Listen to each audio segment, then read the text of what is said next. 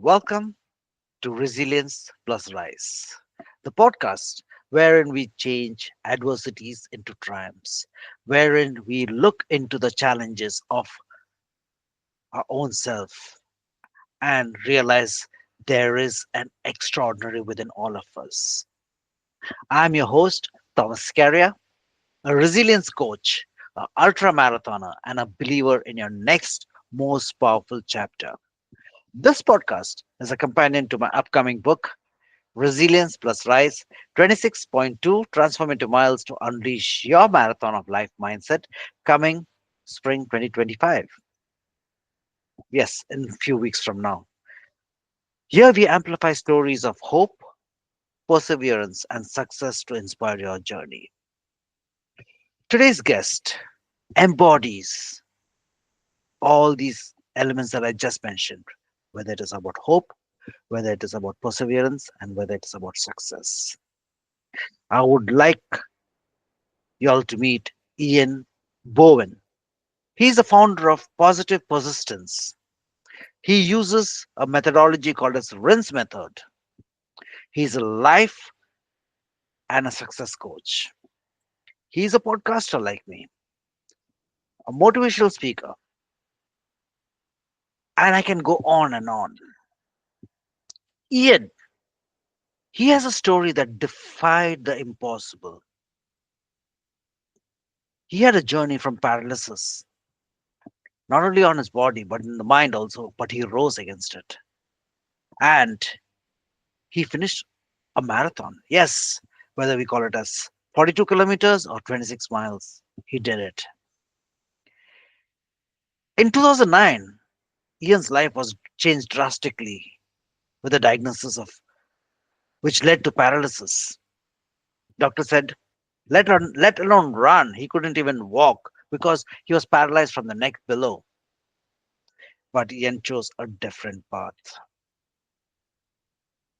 He believes, remember, imagine, notice, shift, expect. That's the Vince method. We will allow him to speak more about it. So, with this, Ian, welcome to Resilience plus Rise, the podcast. Thomas, thank you so much for having me on. It is my pleasure to be here with you. And I'd have to say, I love your energy. It is infectious. Well, it takes two hands to clap, right? So when I see the energy on the other side, I've got to match up my own energy for that particular way it is. So Yeah. thank you. Nevertheless, a compliment is always accepted graciously. So, Ian, you got a Yes. story to tell from the point wherein you were paralyzed from the neck below, Hmm. and wherein I mentioned about perseverance, I was mentioned about hope, I mentioned about success. So, if you take us through the journey Yeah. of what happened and where you are currently in this journey, and in that journey, always also tell about what were the elements that allowed you to go ahead, whether it was faith, whether it was a family, whether it was your own persistence, whether it was your own stubbornness. Yeah. Thomas, I think it was a mixed bag of all of those things. But my story begins back in 2009, as you'd mentioned. I had always been an athlete my entire life. Soccer was my sport. So I was a very active individual. The job that I had, I also was active as well. Um, and I'll just make a long story short, is that out of nowhere, life decided to hand me a challenge.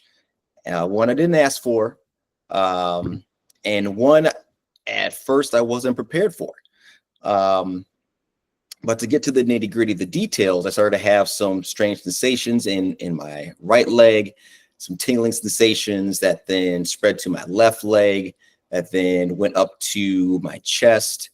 And upon further investigation, after going to my doctor, after this tingling sensations, it actually turned into um, mobile issues. I was having issues ambulating, simply just getting out of a chair and starting to walk. And at this time in my life, I'm 32 years old. I have two kids. My daughter she's 6. My son is 1. I'm in a job where my career is going in the right direction, slowly climbing the ladder. Life's good. But then I had this diagnosis of a rare disease called neurosarcoidosis. And the only way that I could be diagnosed was that my neurosurgeon and my neurologist, they had to go in and take a biopsy of a lesion that was growing on my spinal cord that was causing me all of those symptoms. At the time, they didn't know what it was. Now, I'm also at this time, I'm in the hospital at the Mayo Clinic, which is world-renowned, experts of experts, and they have the best, team working with me. And they have done an exhaustive search in terms of all the different tests that they gave me, all of which came back inconclusive. So they didn't know exactly what was going on with me, but they knew that something was happening because there was this lesion or this growth that was growing rapidly on my spinal cord. And so we had one last decision to make, and that was, since all these tests came back inconclusive, we actually need to go in and do surgery and take that biopsy and figure out what's going on. And when I had that conversation with my neurologist and my neurosurgeon, they were very clear to say that this is a very risky surgery. You could be paralyzed for the rest of your life, but we need to figure out what this thing is so we can treat it, because they thought it was either neurosarcoidosis or they thought it was a tumor, which could have been cancerous. So I decided, let's go on with the surgery. For me, 32 years old, I'm a little, naive and thinking to myself, hey, all right, let's go in, do the surgery, figure out what it is, fix me so I can get on with my life. Not realizing the depth of severity of the situation. So they do the surgery and I wake up. Great news. It is neurosarcoidosis, not cancer.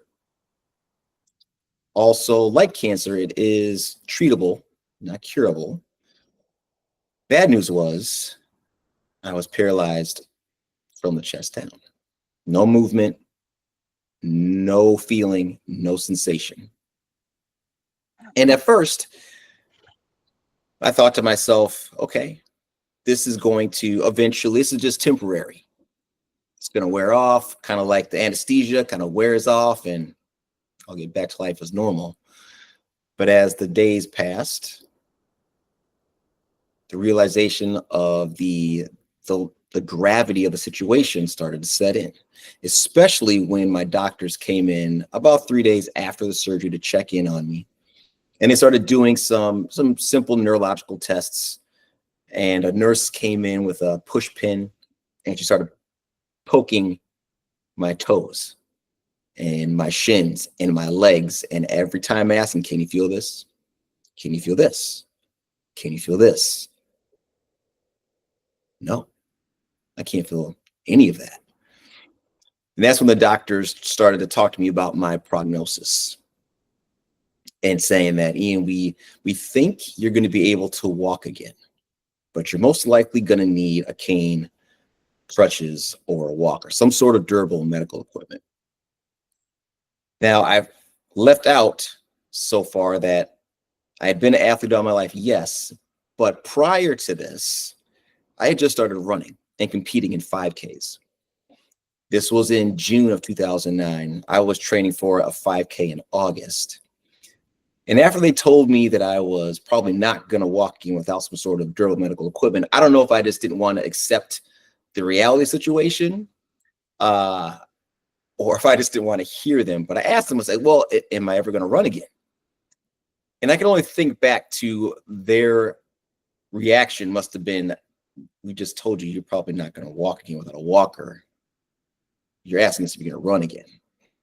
But that's when they told me, most likely not. No, you're not going to run again.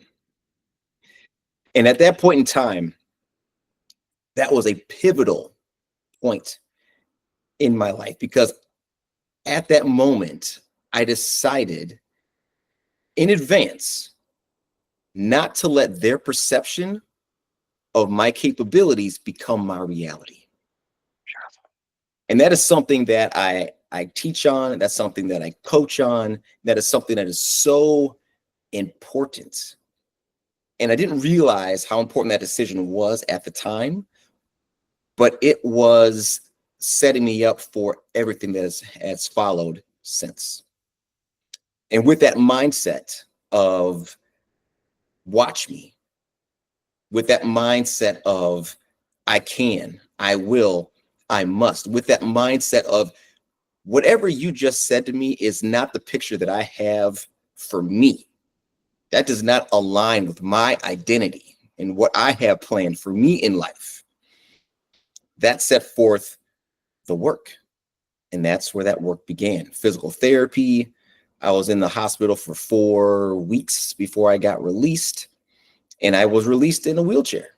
Because literally, Thomas, I had to be craned out of my bed, put into my wheelchair just for me to get around the hospital, just for me to get around my hospital room. Slowly, sensation started to come back. And I had to relearn how to do everything from sit up in bed to dressing myself to be able to get to my bathroom in my wheelchair, to be able to brush my teeth, all those things. But eventually I got released and I came back home. And believe it or not, that's when the real work began. Because when you're in the hospital, Everything is taken care of. you got round the clock care, right? Nurses are coming in to check you out. You've got your PT coming to you to help you. You've got doctors checking on you. But at home, that's when reality really sets in. Luckily for me, I got hooked up with an amazing physical therapist who on day one, I came in for my first session with her. And she was evaluating me, and I came in my wheelchair, and she did her evaluation, and she said, I know that I can help you. I'll see you tomorrow, but when you come back, don't you come back in that wheelchair. You come back with your walker. And that's when I knew I had found the person that I needed to be working with, right? Because she was going to challenge me every step of the way. And Dolly Fatke, if you are listening, I appreciate you so much.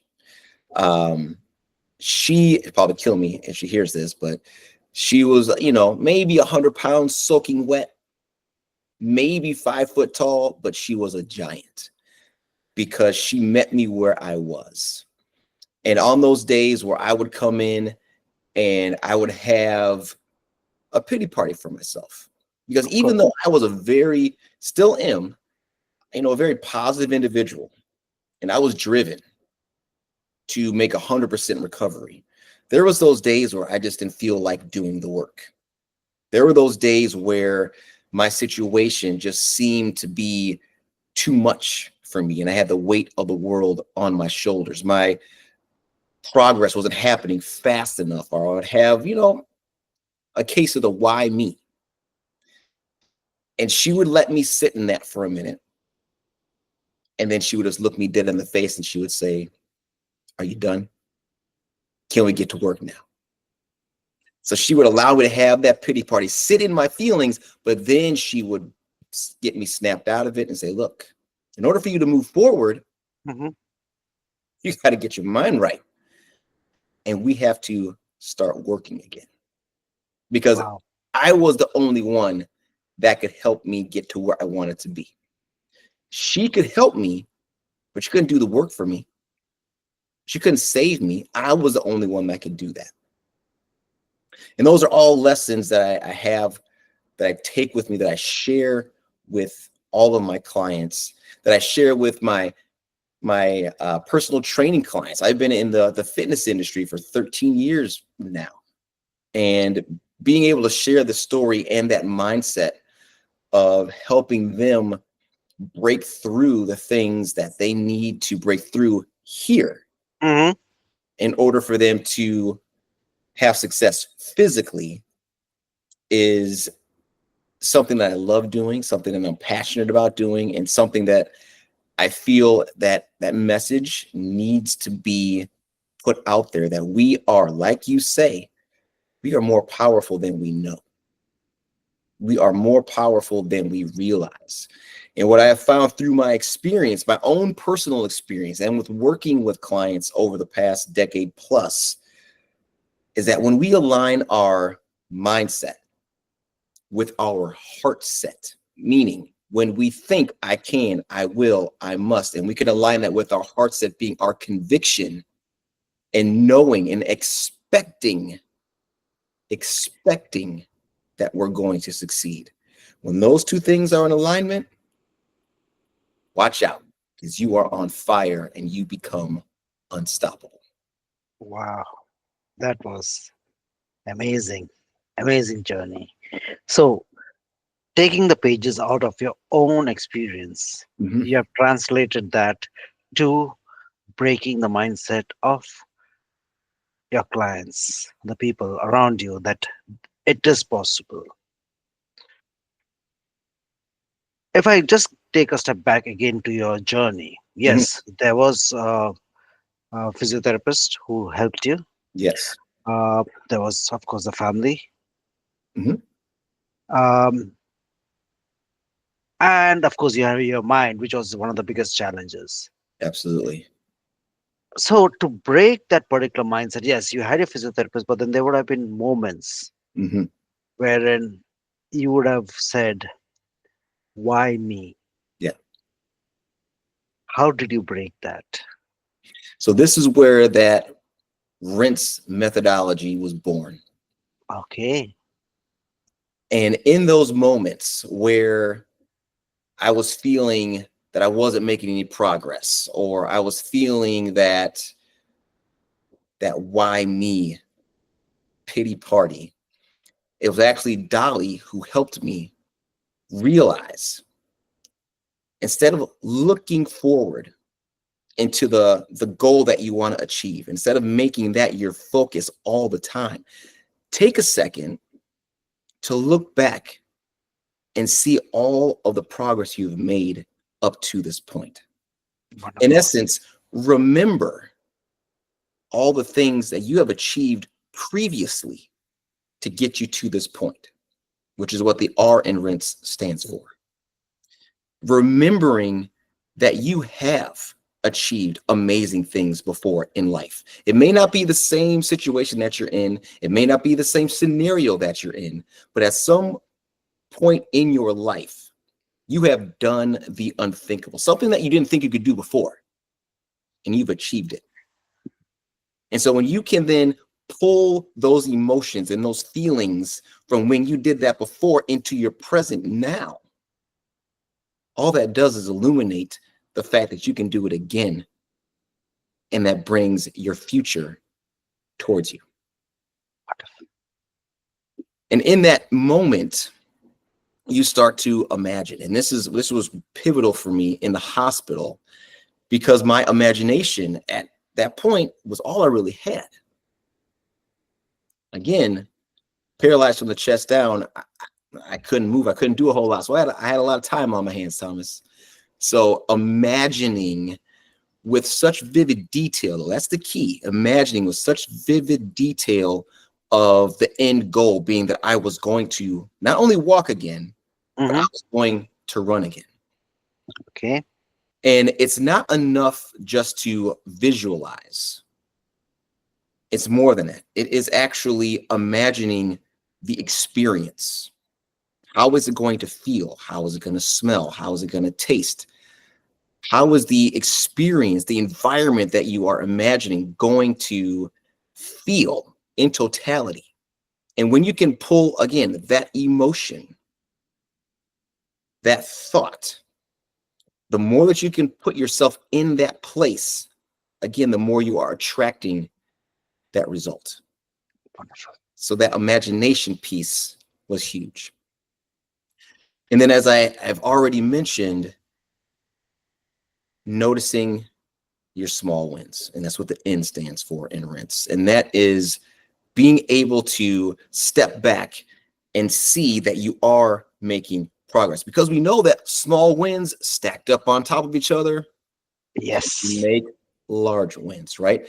And as you know, as a ultra marathon runner, as you know, when we're training for things, when we're training for races, we don't go out and run 26.2 miles, right? We don't Yep. do that. We have to start slowly.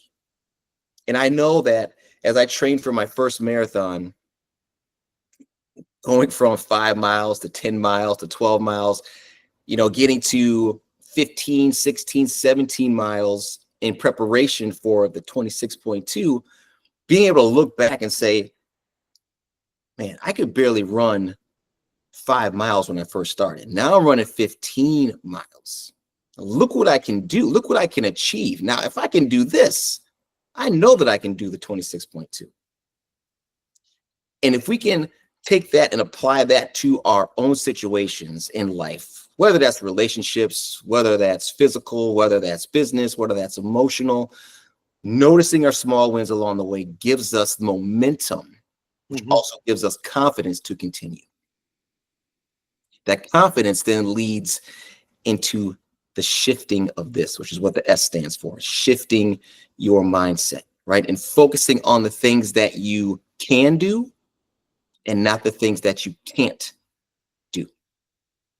From the beginning and to this day, still with clients that we have in our gym and clients that I've worked with in the past, both with my personal training and now with my life coaching, I say there are 5 words that are not allowed when we work together.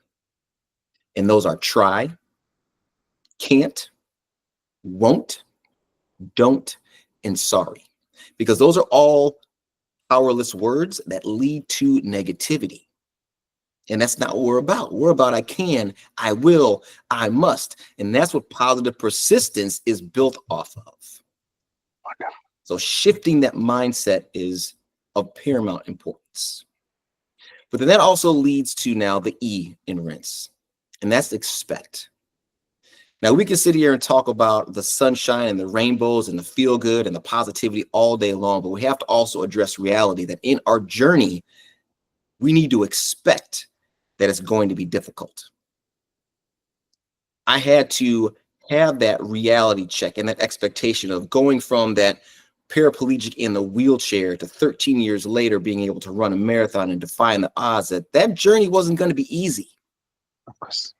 I had to expect that transformation from wheelchair to walker to 2 crutches to 2 canes to 1 cane to finally walking unassisted was going to be hard. But that's okay, because when you expect the difficulties to come, you can prepare for them. And what that does is that starts to build your mental toughness. So now, instead of resilience popping up in your life and you being surprised and not knowing what to do, when you have prepared for it, expecting it to come, when it shows up, you can say, I was ready for you. I am prepared for you. But there's also the other side of E, Thomas, in that expectation. We should expect the journey to our success, to our greatness, to our potential to be difficult, but we should also expect to win. We should Wonderful. expect that we are going to be able to achieve all the things that we want to achieve. We should be able to expect that we're going to step into our greatness and fulfill our potential, because that's what we are here to do. And when you've got your mind right and you've got, like we've already talked about, this and this in alignment, your expectation to win is waiting for you. Wow. So, guys, I always say the word golden nuggets. Over here, it was not a golden nugget, it was a gold mine. What we heard. It was, I don't even go to the point that it was 101. No, this was a full scale learning on how you can work towards the successes of your life. And also, I will be putting Ian's website and his contact information down in the comments below. Do have a look onto it and reach out to him, because he's seen what it is to face life head on. Ian, I get to the next question is that, Mhm. so what are your current, I know you have been working as a life and a physical trainer, etc. You're a keynote speaker, and but what are your current projects that you have been working on? Something that you're passionate about? Yeah, so I'm glad you asked. Actually, I have a free webinar that I'm going to be putting on Thursday, March 20th at 6 p.m. Central Time. And we're going to be talking about desire, belief, and expectation, and how that sets you up for success, and how those are the key ingredients to help you step into your potential. And really Okay, working on helping people make comebacks from their setbacks, because we all have them. And okay, that is really what I am passionate about doing, is helping people make those comebacks from those setbacks in life. wonderful. So, guys, you heard that, and again, I will be putting out the links around over here. Is there anything which comes after March 20th? Any other webinars coming up? No webinars, but we are launching our new coaching program, which there'll be information in that webinar about that coaching program. So I'm Okay, excited about that. fantastic. Yep. So, just being mindful of the time, would you have any parting thoughts? I don't ask for advice because I myself don't like advices, but Mhm. is there any suggestions where people have got their mental paralysis? I call it as the mental tattoos, Yeah. because once it is put across for them to come out of it, it becomes challenging. But do you have any suggestions for people to break the boundaries or to get out from your own terminology from the paralysis of their mind? What Yeah. could they do? Here's what they can't do, or yeah, I don't want to use the word shouldn't, because I don't want to should on people. I guess that gets messy. Um, do your best Hmm. not to let someone else's perception of your capabilities become your reality, even if that is you yourself. Wow. Know that you are more powerful than you can imagine. And once you can get out of your own way, you are unstoppable. Fantastic. Love that. So, guys, what we just saw, and specifically, I love that element of remember, imagine, notice, shift, expect, the Renz method. He is a walking, talking element of how that has helped him to rebuild his life. From learning how to walk to crossing a marathon finish line, Ian's journey is a testament of the power of mindset. Here, what I've heard is that it was not just about surviving, it was about thriving. Mm. He has shown us that with the right mindset, anything, anything, anything is possible. And we look forward to getting more to know about what persistence, positive persistence, is all about in the webinar. Do join if you got the time and space for it. And best wishes. And Ian, with this, I conclude today's session. Thank you so very much for your space and time.